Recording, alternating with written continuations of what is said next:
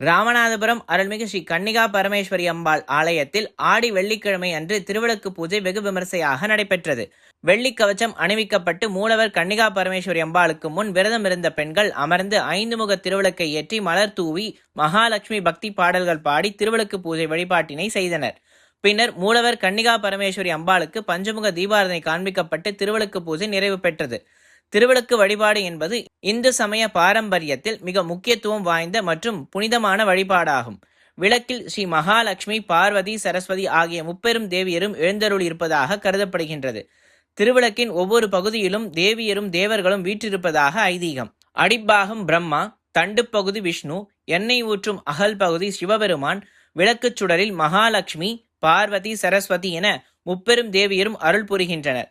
தொடர்ந்து திருவிளக்கு பூஜை செய்து வந்தால் குடும்பத்தில் மன அமைதி, ஒற்றுமை மற்றும் மங்கள நிகழ்வுகள் அதிகரிக்கும். வறுமை நீங்கி செல்வம் பெருகும். மகாலட்சுமியின் பரிபூர்ண அருள் கிடைக்கும். கடன் தொல்லைகள் அகன்று செல்வ வளம் பெருகும். எதிர்மறை ஆற்றல்கள் அகலும். விளக்கேற்றும் பொழுது வெளிப்படும் ஒளியும் நெய் மற்றும் நல்லெண்ணெயின் வாசனை மற்றும் மந்திர அதிர்வுகளால் எதிர்மறை ஆற்றல்கள் நீங்கி நேர்மறை ஆற்றல் அதிகரிக்கும்.